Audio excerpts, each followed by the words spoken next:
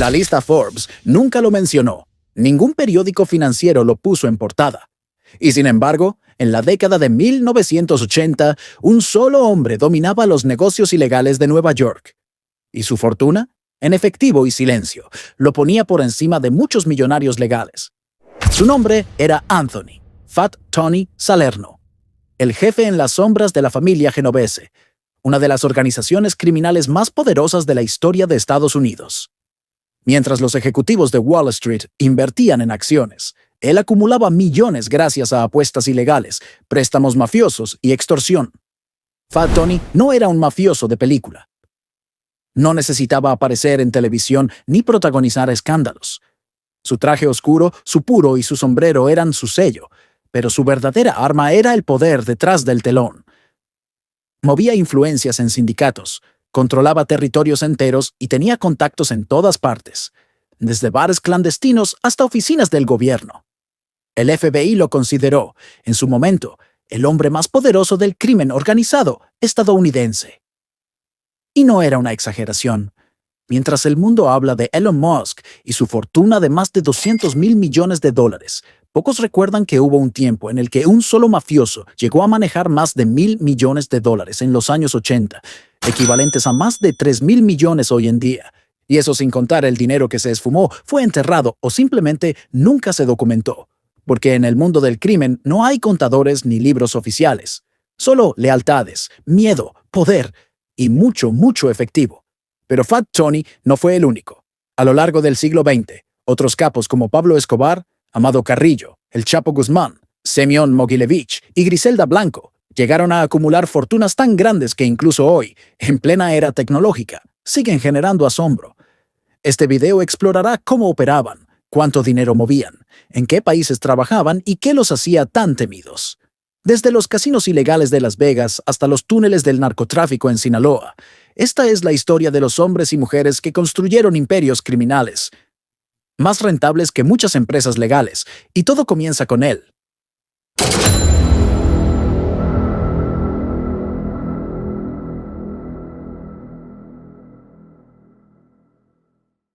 El mafioso que no buscaba atención, pero que lo tenía todo. El jefe de jefes en Nueva York, el rostro invisible del dinero sucio. Fat Tony.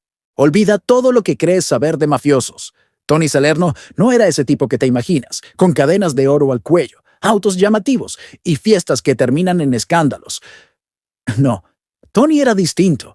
Era el maestro del sigilo, el que movía millones sin hacer ruido. El rey de las sombras en el juego más peligroso de Nueva York. Nacido en East Harlem en 1911, Tony creció rodeado de pobreza y calles donde la única ley era la que impusiera el más fuerte. Pero Tony no quería solo sobrevivir, quería dominar. Y para eso no necesitaba ser el más ruidoso ni el más violento, solo el más inteligente. De joven empezó con lo básico: apuestas clandestinas, juegos ilegales en pequeños locales, y poco a poco fue entendiendo el negocio. Aprendió rápido que el dinero no se gana solo con balas o gritos, sino con paciencia y control.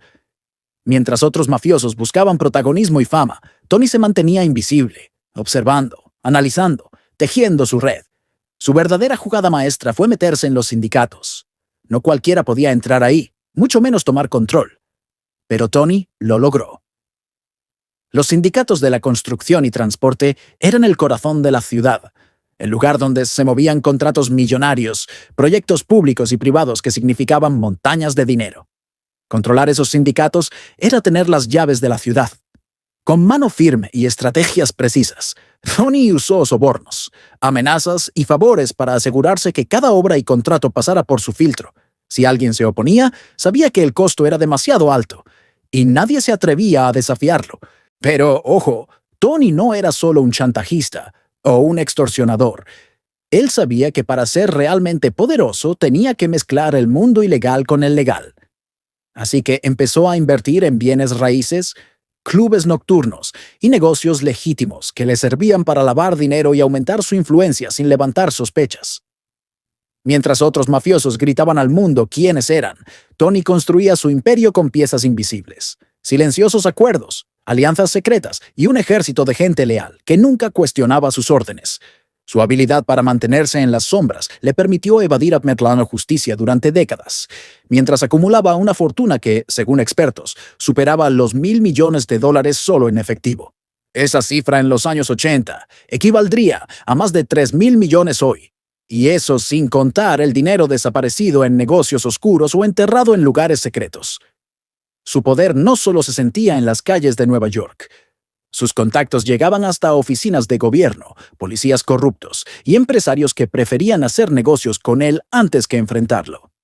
Pero el tiempo no perdona.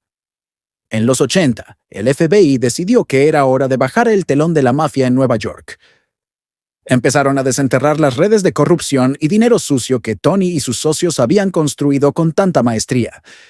Y aunque al principio parecía intocable, la presión comenzó a crecer. Espías, infiltrados y testigos comenzaron a acercarse al corazón del imperio de Fat Tony. Y cuando la sombra más oscura se puso sobre él, ni su discreción pudo salvarlo del golpe que cambiaría la historia del crimen organizado. Durante décadas, Anthony, Fat Tony, Salerno, fue como un fantasma con cuenta bancaria. Nadie lo veía realmente operar, pero todo el mundo sabía que si el dinero fluía en Harlem, en el Bronx, en Manhattan o en cualquier sindicato poderoso, había una mano invisible que lo tocaba primero. Esa mano era la suya. Pero algo cambió en los años 80. Estados Unidos se hartó. El crimen organizado había llegado tan lejos, tan profundo, que ni siquiera los más poderosos podían ignorarlo. El gobierno necesitaba una victoria, un símbolo. Y el FBI apuntó sus cañones a lo más alto de la pirámide, los jefes de las 5 familias de Nueva York. Entre ellos, claro, estaba Tony. Ahora bien, Tony no era precisamente un criminal torpe. Vivía en una mansión discreta en Rhinebeck, Nueva York, manejaba su imperio desde la distancia y jamás se involucraba directamente en actos violentos. Su juego era otro. Influencias, intermediarios, códigos de silencio. Pero el problema con los secretos es que tarde o temprano alguien habla. El gobierno armó una operación sin precedentes, el famoso caso Commission Trial. La idea era simple, pero ambiciosa: derribar la estructura entera de la mafia de Nueva York, no solo a los soldados de la calle, sino a los cerebros. Por primera vez, se acusaba a los jefes no por lo que hacían ellos mismos, sino por lo que ordenaban hacer. Y Fat Tony, aunque no estaba en la calle con un bate de béisbol, ni en los sótanos organizando ejecuciones, era uno de esos cerebros. Según los fiscales, su poder era tal que cualquier asesinato, extorsión o esquema millonario necesitaba su aprobación. Tony, por más elegante y tranquilo que fuera, era el CEO del crimen organizado. El FBI usó grabaciones secretas, escuchas ilegales, testimonios de informantes que, hartos del miedo o seducidos por acuerdos con la justicia, rompieron el omertá, el código sagrado de silencio. Las pruebas comenzaron a montarse y Tony, para sorpresa de muchos, terminó en el banquillo de los acusados en 1985, junto a otros peces gordos de la mafia. ¿Y cuál fue su defensa? Que él ya no era jefe de nada, que estaba retirado, enfermo, sin poder real. Dijo que era solo una figura decorativa, que ya no mandaba, que su tiempo había pasado. Pero nadie le creyó. Las grabaciones contaban otra historia. Una donde Salerno seguía dando órdenes, manejando dinero y aprobando golpes desde la comodidad de su sillón. Una historia donde su retirada era solo fachada. En 1987 fue condenado a 100 años de prisión por cargos de crimen organizado, extorsión y conspiración. Y así, en teoría, terminó el reinado de Fat Tony. Pero el dinero no desaparece tan fácil. A pesar de su condena, muchos creían que su fortuna seguía viva, escondida en propiedades, negocios pantalla o cuentas protegidas. Se hablaba de millones enterrados, inversiones disfrazadas y hasta maletines con efectivo repartidos por todo Nueva York y Nueva Jersey. Salerno murió en prisión en 1992, a los 80 años. Nunca delató a nadie, nunca mostró arrepentimiento, y jamás se supo con exactitud cuánto dinero movió en vida. ¿La ironía? Mientras estaba en prisión, su nombre sonaba más que nunca. El gordo silencioso se volvió leyenda. Y aunque fue encarcelado como un criminal, muchos en la calle lo veían como un genio de los negocios, un arquitecto del poder desde las sombras. Pero él fue solo uno entre muchos. Porque si creías que la historia de Fat Tony era sorprendente, espera a conocer lo que viene.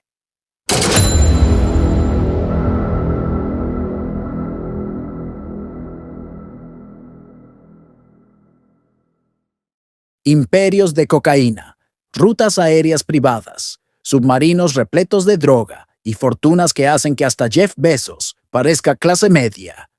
Prepárate. Lo que viene es la historia de los capos más ricos y temidos de todo el planeta. Y el primero huele a pólvora, dólares y selva colombiana. Ahora sí, entremos al infierno.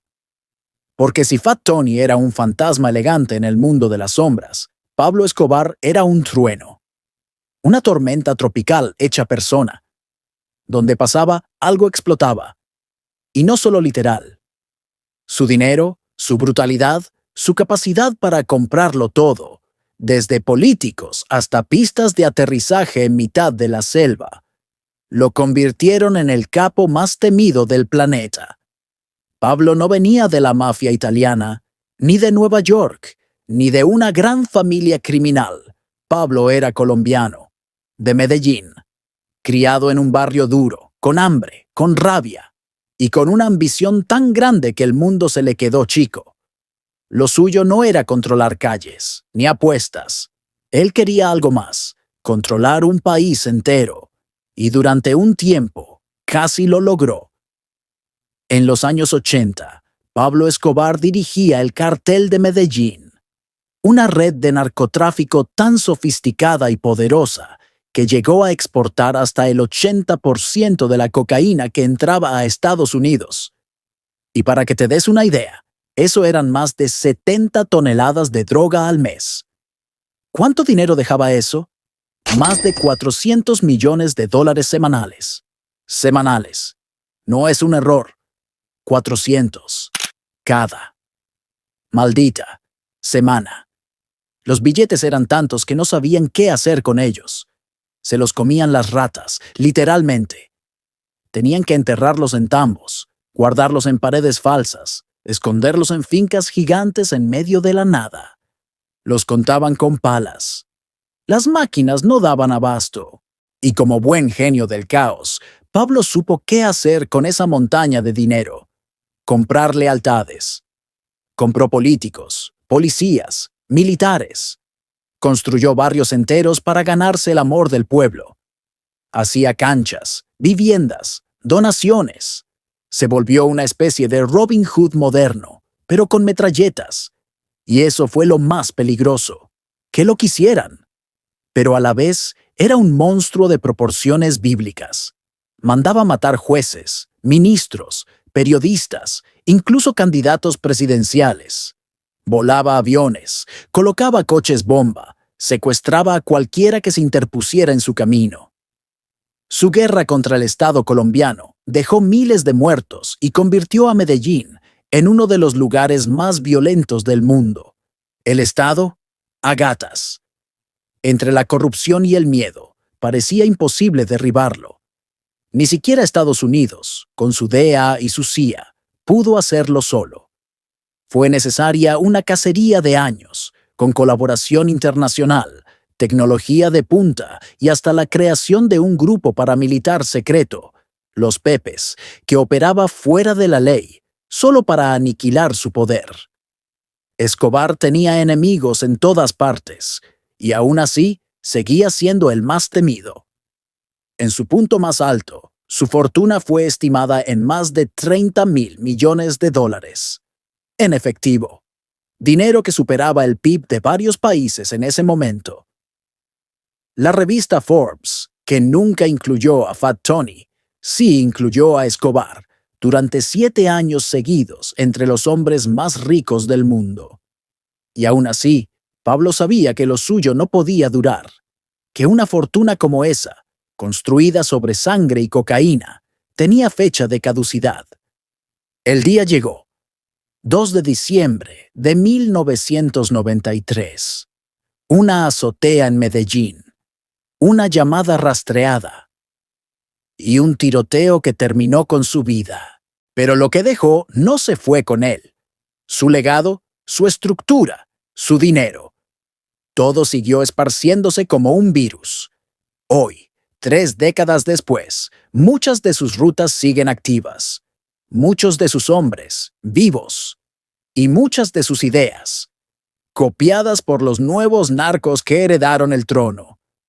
Porque Pablo no solo fue un capo, fue un fenómeno, un magnate del crimen, un empresario del miedo, y el molde que inspiraría a toda una nueva generación de mafiosos, más modernos, más conectados, y tan ricos como Silicon Valley. Y entre ellos viene uno que no volaba en jets privados. Volaba el jet.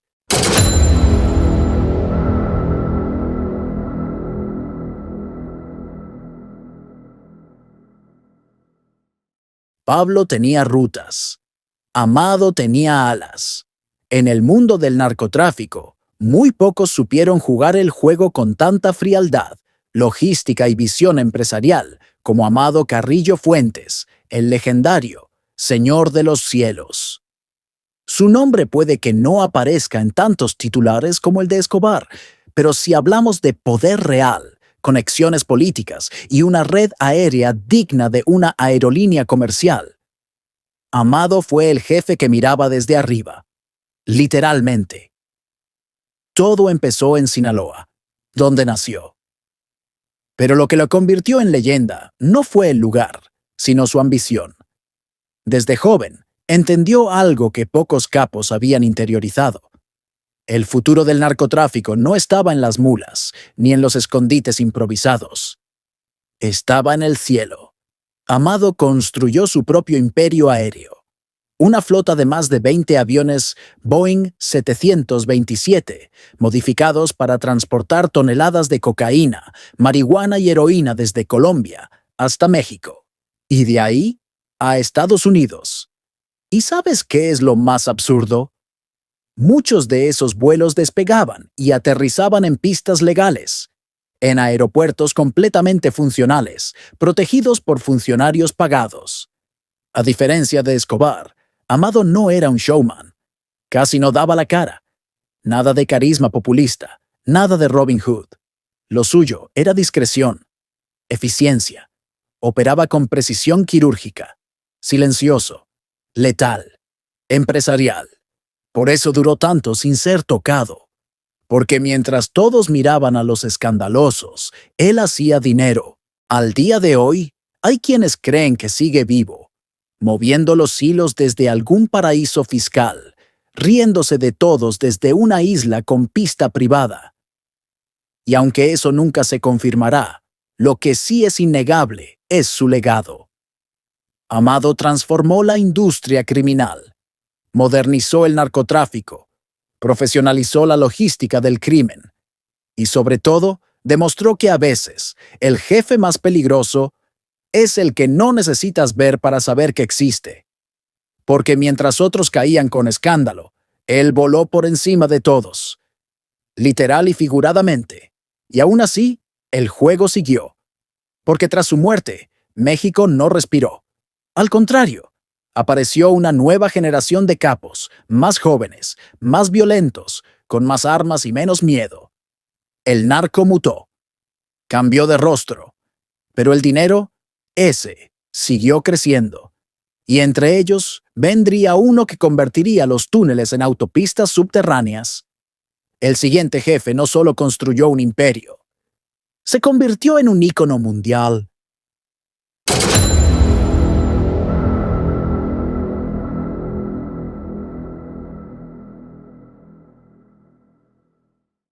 En el mundo del crimen, hay capos que construyen imperios.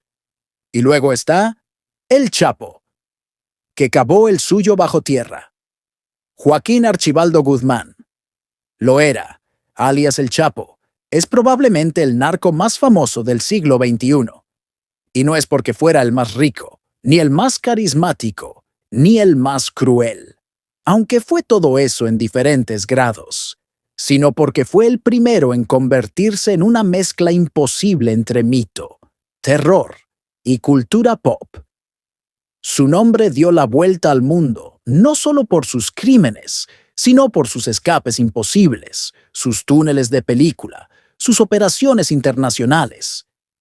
Y porque durante más de 2 décadas, Estados Unidos y México no pudieron atraparlo o mantenerlo encerrado. Pero empecemos desde abajo. Literalmente, nacido en Badiraguato, Sinaloa, la misma tierra de otros grandes narcos mexicanos, el Chapo fue un campesino más en los cerros, sin educación formal, sin fortuna, sin conexiones aparentes, pero con algo que no se enseñaba en ninguna universidad: instinto criminal, hambre de poder y una mente estratégica digna de CEO. Empezó como chofer de otros narcos, luego como sicario, más tarde como intermediario en envíos de cocaína. Pero lo que lo catapultó fue su alianza con el Cártel de Guadalajara y luego la formación del Cártel de Sinaloa, que convirtió en una multinacional del crimen. Bajo su mando, el cartel no solo traficó drogas, exportó modelos operativos, automatizó la violencia, financió grupos paramilitares, compró armamento de grado militar y, lo más importante, creó un sistema de túneles tan sofisticado que la frontera entre México y Estados Unidos empezó a parecer un colador. Uno de esos túneles conectaba una bodega en Tijuana con el piso de una casa en San Diego. Otro, con rieles, ventilación y luz, era más eficiente que el metro de muchas ciudades. Y no solo usaba túneles para tráfico, también los usó para escapar. En 2001, su primer gran fuga, escondido en un carrito de lavandería desde el penal de Puente Grande. Pero la más famosa fue en 2015, una huida cinematográfica desde el altiplano, una prisión de máxima seguridad. El Chapo se metió a la regadera de su celda, desapareció por un hueco. Y del otro lado había un túnel de 1.5 kilómetros, equipado con motos sobre rieles y aire acondicionado. ¿Quién construye eso? ¿Cuánto cuesta? ¿Quién paga? El Chapo tenía las respuestas. ¿Y el dinero? En su mejor momento, la revista Forbes lo colocó entre los hombres más ricos del mundo, con una fortuna estimada en más de $1.000 millones, aunque algunos informes internos aseguran que su red movía mucho más. Pero el dinero no era lo más impresionante. Lo que más asombraba del Chapo era su capacidad de supervivencia, su habilidad para mantenerse vigente en un negocio donde la traición y la muerte son pan de cada día. Mientras otros capos eran ejecutados o se retiraban, él seguía en pie. Mientras los gobiernos declaraban guerras contra el narco, él ampliaba operaciones. Mientras la violencia se disparaba, él negociaba con colombianos, centroamericanos, chinos, africanos. Porque sí, el Cártel de Sinaloa operó en más de 40 países, con conexiones en Australia, Europa del Este, Asia, África. Se volvió global. Y a pesar de todo, su imagen fue manipulada por la cultura popular. Se le hacían corridos, películas, memes. Se hablaba de él en canciones, en redes, en televisión. Un narco convertido en estrella. Pero el final, como siempre, llegó. En 2016, fue recapturado por última vez y extraditado a Estados Unidos en 2017. En 2019, tras un juicio histórico, fue condenado a cadena perpetua más 30 años adicionales por tráfico, lavado de dinero, homicidios secuestros y conspiración. Hoy, el Chapo está enterrado en una prisión de máxima seguridad, en completo aislamiento.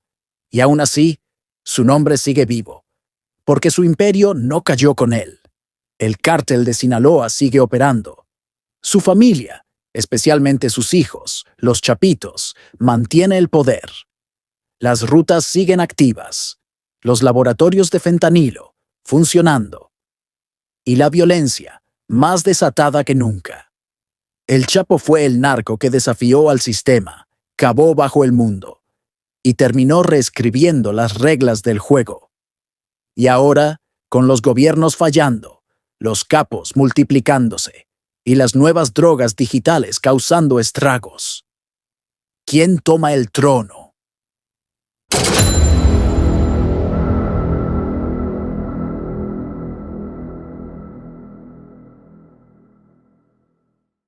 En el próximo bloque, exploramos a los nuevos amos del crimen moderno. No llevan sombrero ni bigote. Llevan criptomonedas, servidores y el poder de Internet. Durante casi todo el siglo XX, el poder del crimen se medía por dos cosas: armas y territorio. Hoy se mide con servidores, códigos y monedas digitales. Y si no te has dado cuenta de eso, es porque lo están haciendo demasiado bien.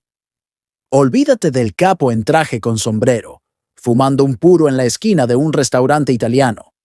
Los nuevos jefes no manejan Cadillacs, manejan VPNs, inteligencia artificial, algoritmos de evasión fiscal y malware bancario. Son tan invisibles como letales. Y sí, ganan miles de millones sin disparar una sola bala. Bienvenidos al nuevo crimen organizado. En Europa del Este, en países como Rusia, Ucrania o Moldavia, hay organizaciones que ya no trafican drogas ni armas, sino bases de datos, identidades robadas, software de secuestro virtual, ransomware y fraudes bancarios masivos. Se hacen llamar grupos como Revil, Conti, Darkside o Lockbit. Y no tienen barrios que controlar ni policías que sobornar. Tienen millones de dólares en servidores y una red descentralizada de hackers que operan desde cualquier parte del mundo. Sus ataques han paralizado hospitales, bancos, aerolíneas, cadenas de comida rápida, oleoductos en EU, incluso gobiernos completos. En lugar de pistoleros, usan ingeniería social. En vez de plazas, compran espacio en la Deep Web. Y cuando exigen rescates, no lo hacen con amenazas físicas, sino con mensajes cifrados y pagos en criptomonedas imposibles de rastrear. El resultado: fortunas que superan los miles de millones de dólares al año, sin salir de casa. Y lo peor, sin rostro, sin territorio, sin huellas.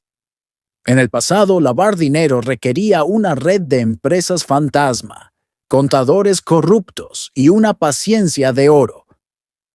Hoy basta con un par de clics, una billetera de criptomonedas y un puente en la blockchain. Ahora, los jefes del crimen pueden estar en un café en Berlín, en un coworking de Dubái o en un yate en el Caribe programando en su laptop. Tienen acceso a redes logísticas que superan a muchas multinacionales. Usan bots para extorsionar en masa, algoritmos para mover capital y brokers anónimos que les permiten lavar dinero como si fueran inversionistas legales. Y lo más escalofriante, ni siquiera tienen que ser adultos. Algunos líderes de cibermafias son jóvenes de 19, 20 años. Hackers genios, sin antecedentes penales, que ganan más en un mes que muchas empresas en un año. ¿Y las autoridades? Siempre un paso atrás. El FBI, Interpol, Europol. Todos están actualizando sus sistemas, pero los criminales ya usan inteligencia artificial para clonar voces, para automatizar estafas, para fabricar identidades digitales falsas que parecen 100% reales. Son discretos, son jóvenes, son nómadas digitales. Y están construyendo imperios financieros ilegales que ya compiten con bancos y gobiernos. No tienen territorio porque el ciberespacio es su plaza. No tienen armas porque la amenaza es invisible. No necesitan lealtad, porque todo lo que hacen está encriptado. El crimen ya no es lo que era. Y los capos del futuro ya no necesitan pistolas. Necesitan conexión a Internet y una cuenta en Binance. Ahora que ya vimos el pasado, el presente y el futuro del crimen organizado, queda solo una cosa por decir. ¿Cómo se compara esto con las grandes fortunas del mundo legal? ¿De verdad los mafiosos ganan más que Elon Musk o Jeff Bezos? Durante todo este viaje, vimos algo que muchos prefieren ignorar: que el crimen organizado no solo mata, intimida y destruye, también construye, negocia y domina. Sí, claro, hablamos de sangre, traición y violencia, pero también hablamos de algo mucho más frío: economía, finanzas y control estructural. Fat Tony, Pablo Escobar, El Chapo, Griselda Blanco, Semyon Mogilevich. Todos ellos entendieron una verdad brutal. El dinero es poder, pero el dinero que nadie puede rastrear es libertad. Porque mientras los multimillonarios legales compiten en la bolsa, los capos del crimen lo hacen en la oscuridad, donde no hay impuestos, ni portadas, ni accionistas, solo silencio, lealtades compradas y miedo. Y esa es la diferencia más brutal. Elon Musk puede lanzar cohetes al espacio. Jeff Bezos puede dominar el comercio mundial. Pero ninguno puede pagarle al juez, al fiscal, al presidente o al sindicato, sin dejar rastro. Los capos sí. Cuando ponemos las cifras sobre la mesa, el resultado es incómodo. Hay mafiosos que, si su riqueza fuera visible, estarían compitiendo en la lista de Forbes. Y muchos incluso la liderarían. Fat Tony amasó más de $1,000 millones en los 80, lo que hoy serían más de 3,000 millones. Pablo Escobar tenía una fortuna de hasta 30,000 millones. El Chapo, aún en prisión, sigue moviendo dinero a través de testaferros. Semyon Mogilevich manejó redes financieras con vínculos a bancos centrales. Los grupos cibernéticos como Revil han generado rescates de más de $100 millones en un solo ataque. Y eso es lo que sabemos. La mayoría de su riqueza sigue enterrada, escondida o simplemente fuera del sistema. Entonces, ¿quién gana? ¿Son estos criminales solo monstruos sin alma? ¿O son el reflejo más brutal del sistema en el que vivimos? Y si el verdadero problema no es la mafia, sino la estructura que permite que la mafia funcione mejor que cualquier gobierno? Porque lo que más aterra no es que exista un capo con 1,000 millones. Lo que aterra es que puede operar durante años, décadas incluso, sin que nadie lo toque. Y si eso no te asusta, entonces tal vez no estás mirando bien. El crimen no es solo violencia, es también estrategia, economía, influencia y una maquinaria de poder que muchas veces parece más eficiente que la legal.